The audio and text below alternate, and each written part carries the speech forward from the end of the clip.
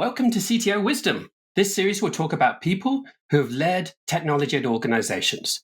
We will seek to understand some of the journey of Joel today, explore what was successful, a current problem they are discovering or digging into, and what they're seeing in the tech market.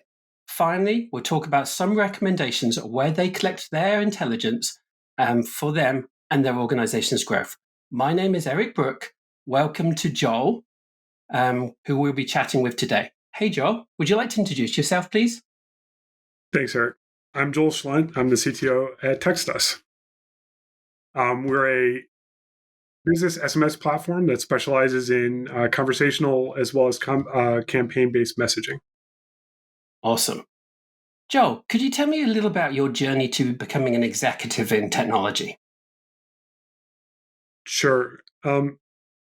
I've always had technology around in my life. I've had a father who was an early adopter. So, we always had the newest technology, whether that was a VHS VCR or a personal computer in the house at a very early age. I was always encouraged to explore.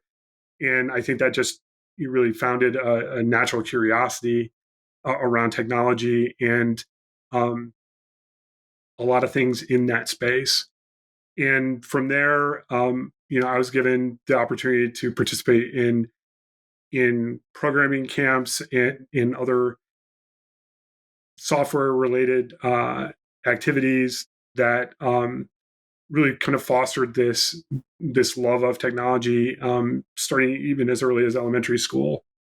And from there, just really went on to a more traditional computer science education, and then started my development career.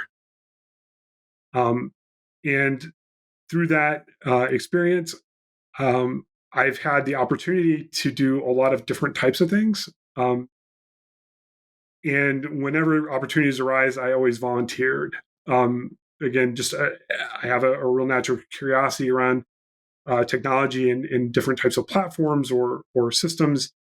And so that gave me a really interesting perspective and experiences that I might not have normally been able to have otherwise. So not only have I done software development, but I've worked on large system implementations, system integrations. Through these different experiences, I've been able to really learn what I'm more passionate about and what I excel at, and also the areas that aren't as interesting or fulfilling for me, which has really helped me kind of guide my career as well. Cool. I'm interested, you talked about that you had a computer in the early days. Can you remember what it was? Yes. So our first computer at the house was a Commodore VIC-20. Oh. And then from there, we moved to an Apple II, and then had a Commodore Amiga, and then eventually an IBM PC clone. Cool. Okay. And you mentioned in that you like to jump into things that you didn't necessarily know or understand. Like, how did that help you progress in terms of your career? Sure. So I think, very early on in my career, even at my first job, we had a systems administrator for our work group. And what was really interesting is that a lot of the development team didn't interface or interact with them very often. That didn't make a lot of sense to me. I mean, we had to work closely in concert with one another, but there was like this natural or almost a barrier in between the groups. And I just was curious about what they did and how they did it, and what work looked like for them. And that gave me a much better understanding of what they were trying to accomplish, how they were supporting our team, what it looked like to support kind of a work group of our size, and some of the challenges that they would run into on a regular basis. I think that just gave me a greater sense of empathy for the work that they do, and opened up more information and different technologies that I had never seen or been exposed to. Yeah. Knowing the stack and having no fear of the stack, I would definitely say is a good mark of a good engineer. When you kind of when was the first time you started doing management? So I started to take on more software architecture responsibilities, at a point in my career. And that really kind of led me down this path to management. I had to start coordinating and collaborating across a large number of different technology teams, had to have a much better understanding of business requirements in what we were trying to deliver for the business. And that sort of work was really energizing for me and really kind of put me on that path. And from there, I started to take on engineering team responsibilities and started to run and lead engineering teams, and then started to get responsibility for other groups like QA and databases and DBAs, and then systems and systems administrators and so on. How was that transition for you from, say, an individual contributor as a software engineer to management? Was it easy? Was it hard? It wasn't something that I ever expected to do. It wasn't something that I planned or set out.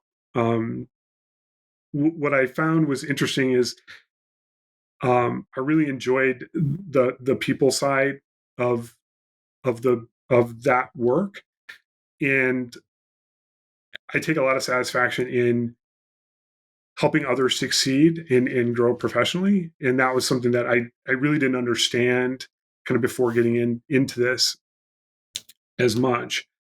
Um, there's always a drawback to hands-on keyboard kind of work.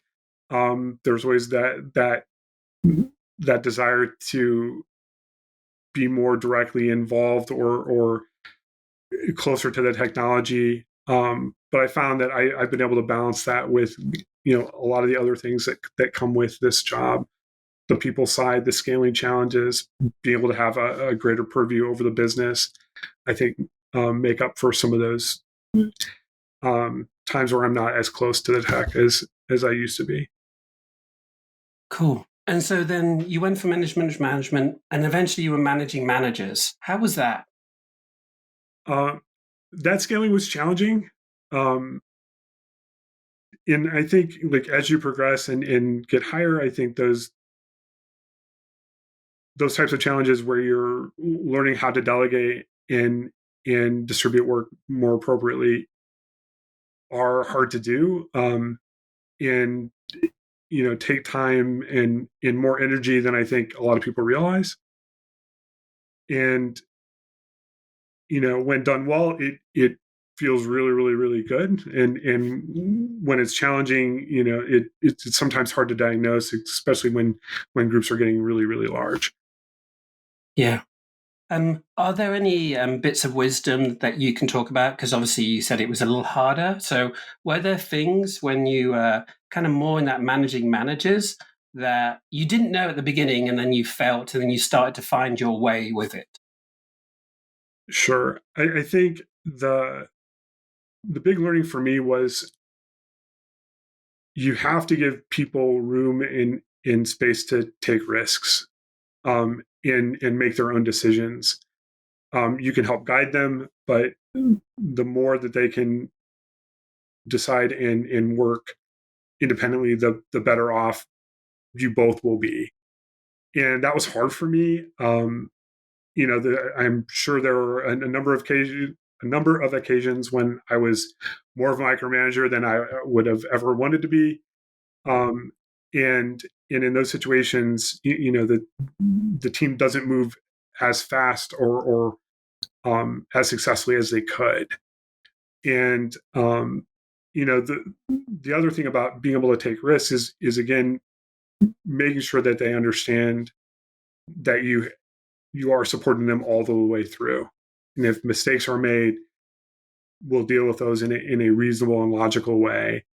And when something bad does happen, that you will have their back and get them through that situation.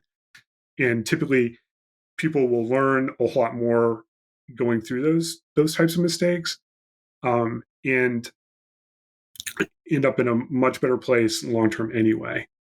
And it's hard because you need a real sense of trust, with your managers, and you have to be willing to let go and see mistakes happen along the way, and that's hard.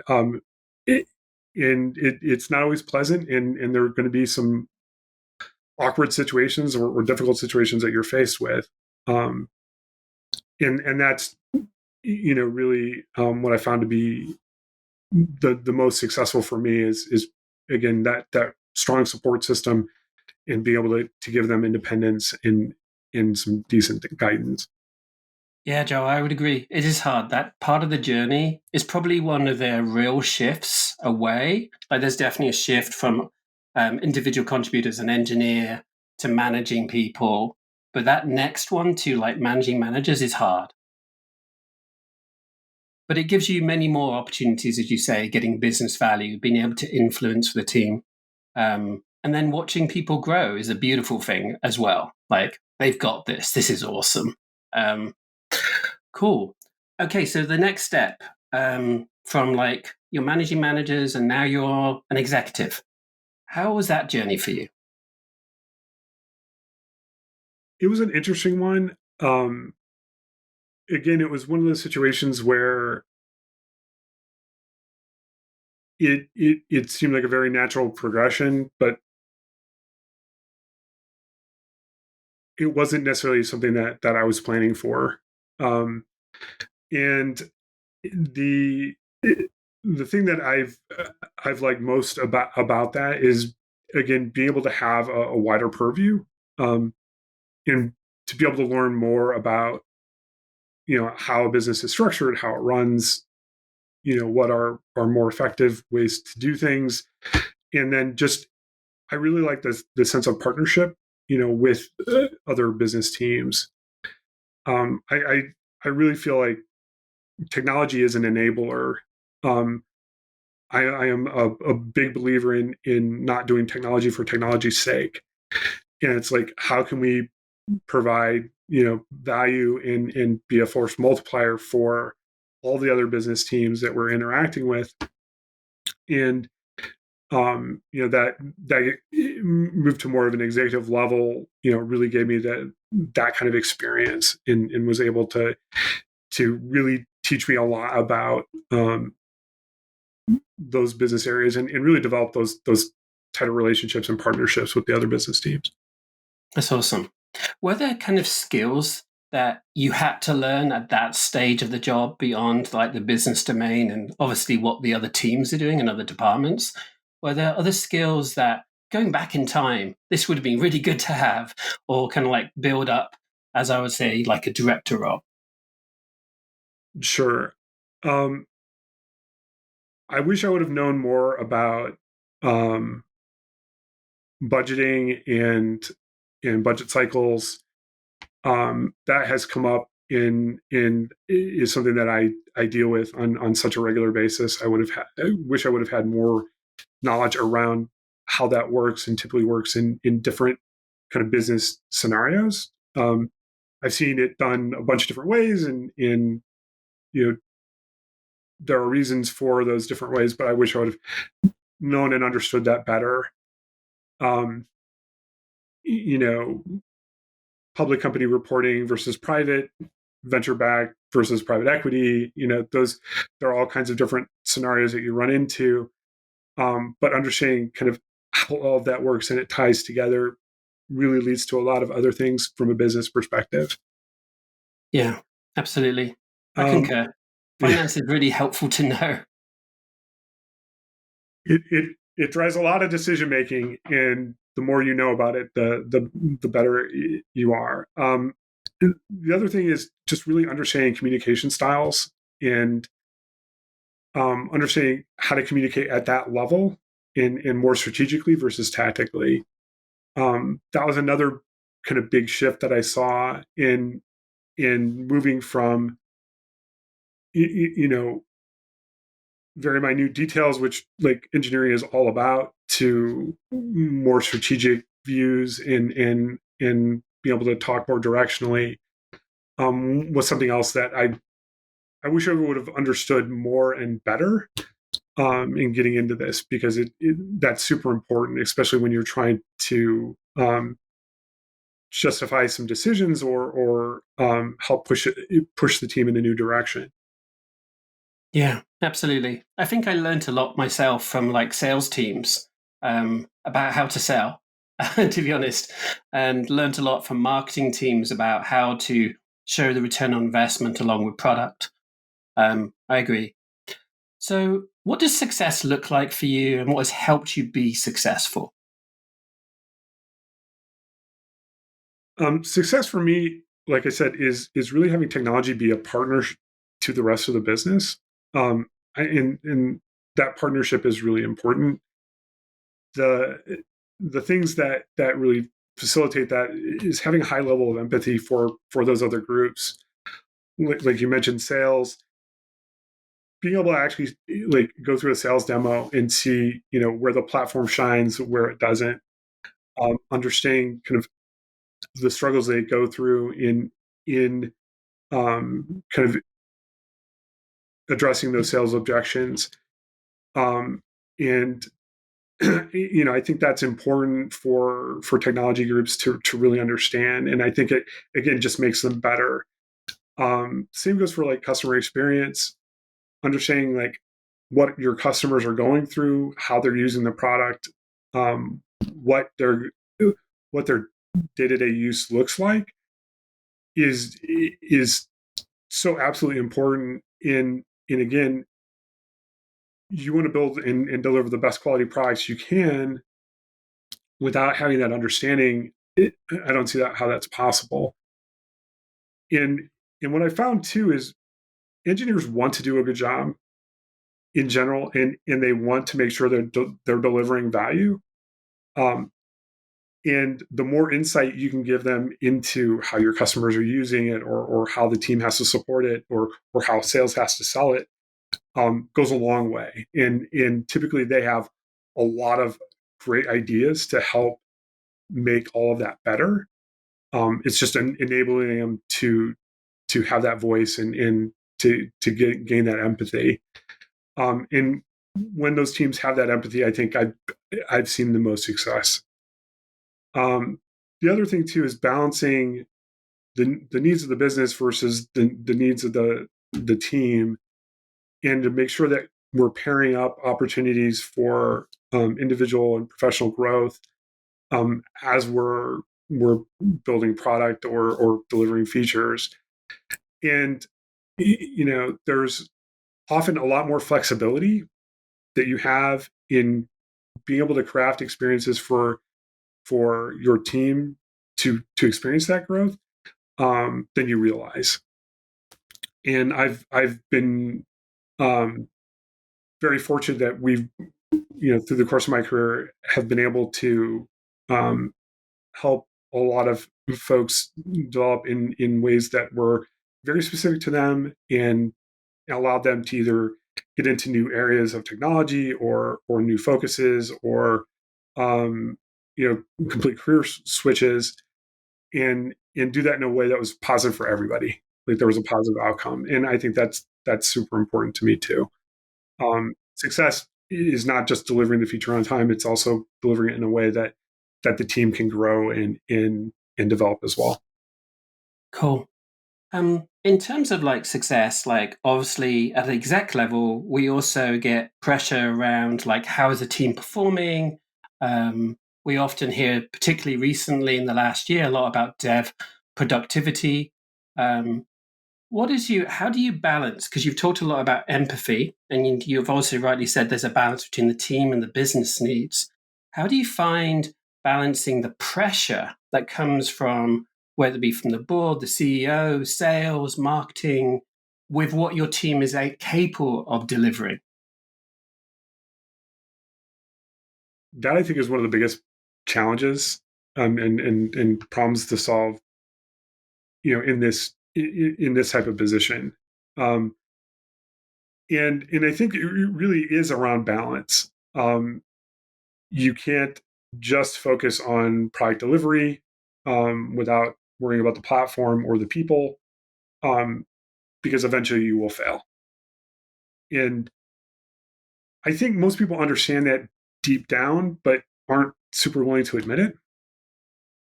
And I think, what has helped me, in these types of areas is just to be able to have frank conversations and really explain, why we have to balance and why we have to spend time in other areas, and make sure that is understood. Sometimes it takes a number of conversations to make that happen. Sometimes we have to approach it in different ways. But, being able to find and strike that balance of work, I think, is really the key. What has also helped is understanding, and to be able to understand, again, like the finances of the business, the pressures that sales are under, understanding kind of what the sales goals look like, how we're supporting this, how we're marketing it, so that you can fit into those natural cycles that those other groups have. And understanding that helps really tie the technology work more closely to the rest of the business. And again, really helps with that overall partnership as well. Yeah, I love what you said about the cycles, because each part of the department has different cycles they have to worry about, even whether it's the people team and it's the end of the year, or the finance at the end of the month. Like, yeah, absolutely. You need to have a good understanding of your partners in the exec. Okay, so what is something that you're trying to figure out at this moment? Just like you said, the problem around striking that balance.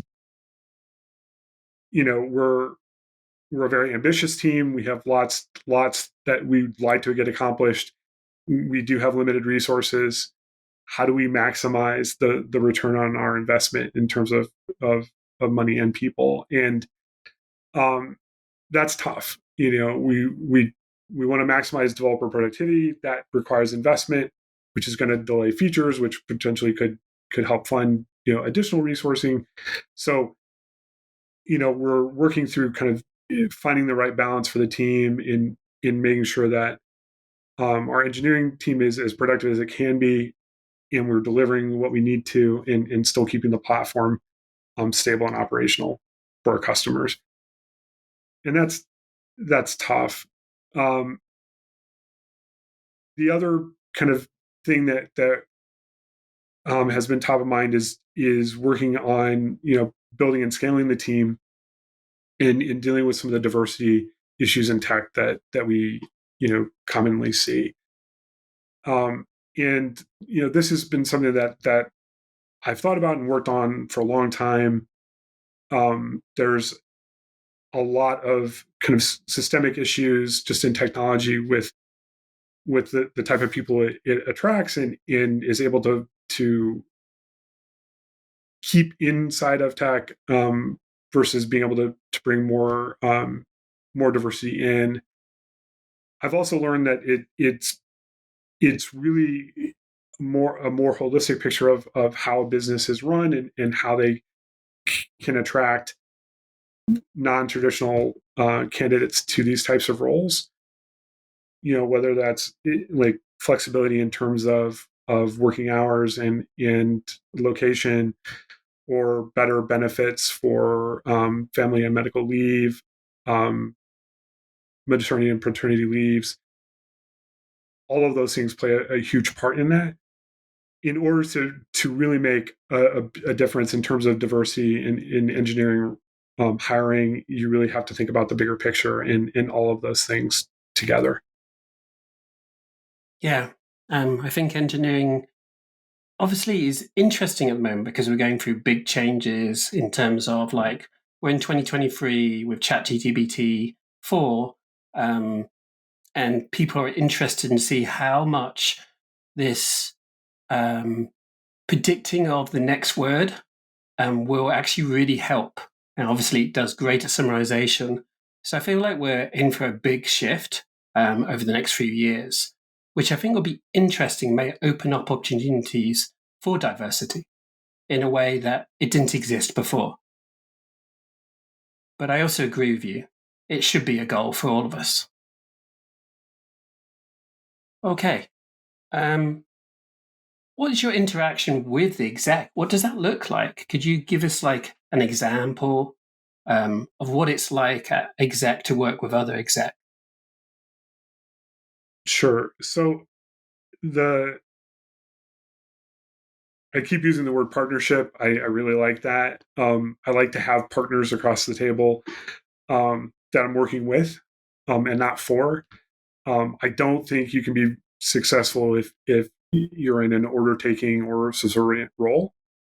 It really has to be an equal conversation. And I've been super fortunate that I've been able to work with a lot of great peers. And the thing that I find really interesting, folks that are willing to share and let you into more of their space and give you more information about what they're doing, what they're struggling with. I think it's been super enlightening to me and really helpful in understanding ways I can help or just even be more empathetic or helping in more strategic ways in terms of like longer term roadmap planning or technology initiatives. And the other thing too is at this level we have to be pretty candid with one another. There are usually lots of really difficult decisions that have to be made, and in those situations, you really want to be able to have a high level of trust and to be able to put everything out on the table. And that was not something that I completely expected or really understood coming up, but the better executive teams and better groups really have a candor that is special and can really make a huge difference. And when you don't have that, it can be a more toxic environment and much more difficult to get things done. Yeah, I agree with you. Like the candidness is very important and the ability to give each other feedback and not take it personally, because you're giving feedback not just about the person, but sometimes the department and people in the department. The partnership, absolutely. I love it when you hear them talking about either the thing that they've discovered or the thing they're trying to solve. And like as engineers, our core kind of like skill set is problem solving in the end. And I don't think that ever goes away, regardless of what level you need. And being very open minded to understanding of a trade that you don't know as well as your partner. But yes. Okay, so what about the interaction with the board? How does that feel different, and what kind of experiences do you have around that?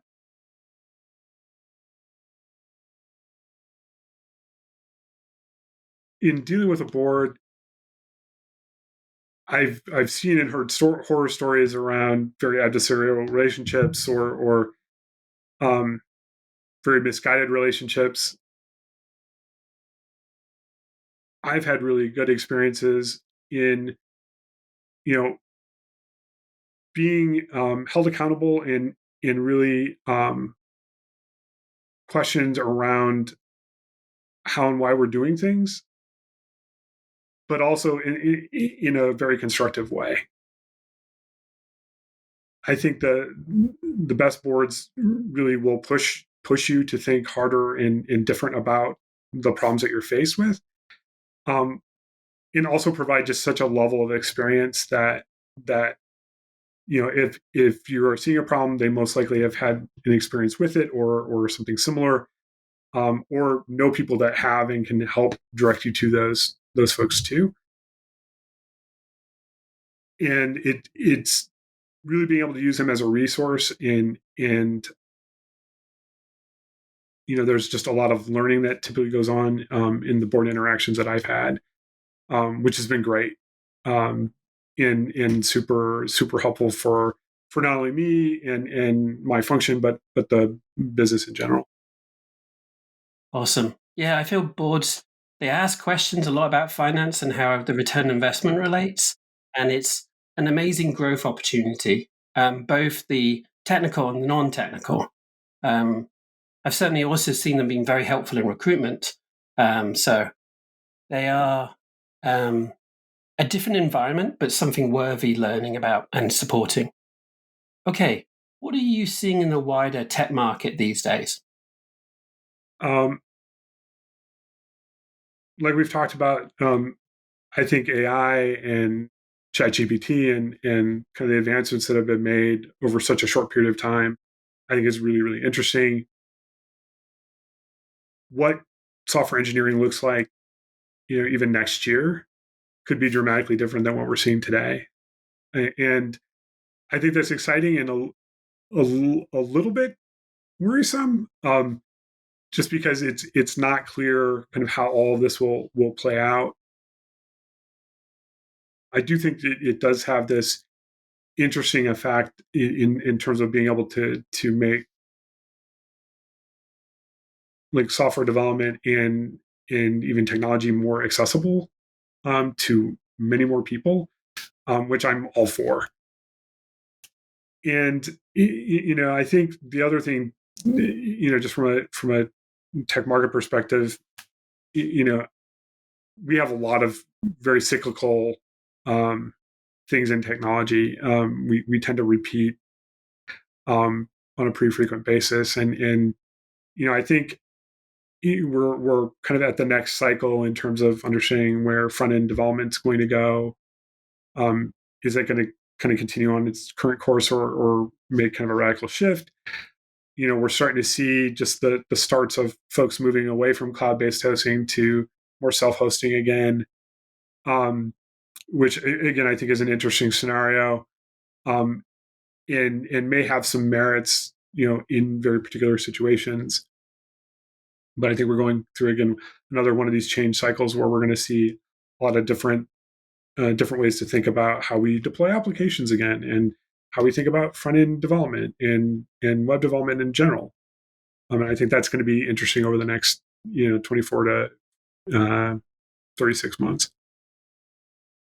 Thank you. What helped you grow or helps you grow and scale now?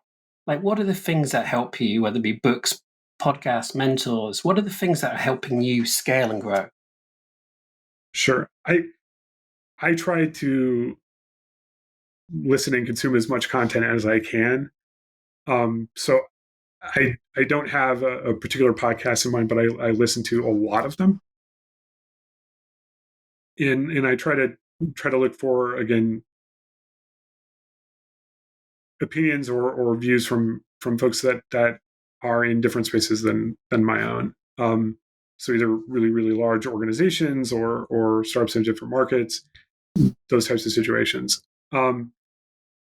I've also had a number of mentors that have been super helpful, like to me, over the course of my career, and in just understanding management in general, and how to deal with team structure and organization, change management, and they have been just instrumental in helping kind of set that groundwork up, and being able to talk with kind of ongoing. And I try to listen to everybody that I can. Whenever there's an opportunity, like I really like to see what people are thinking, and how different people are going through these same sorts of challenges, and I just really try to keep my ears open as much as I can. Awesome. Thanks, Joel. What do you do for fun? Sure. So I have three daughters, and they are with my wife. What we spend a lot of our free time doing, spending time with them, participating in their activities. We've gone through marching band and lacrosse, and now we're into debate, so a lot of different types of things like that. Outside of family, we are a Disney family. We like to go to Disney World and Disneyland, and enjoy that side of things, as well as traveling. And then, I have always been around technology, but always have had kind of interactions with video games, and end up doing a fair bit of gaming when I get a chance. So classic consoles and older arcade games is my preference, but still have the next generation consoles as well. Cool. Is there a favorite ride at Disney that you like, or a favorite place to go? Um, I love the Haunted Mansion. That is probably my favorite go to. And then we just have family traditions around certain things, and we always make sure we have at least one Mickey ice cream bar while we're at the parks. Awesome. Joel, thank you very much for your time today and your transparency. Really appreciate your time. Thank you. Thanks, Eric.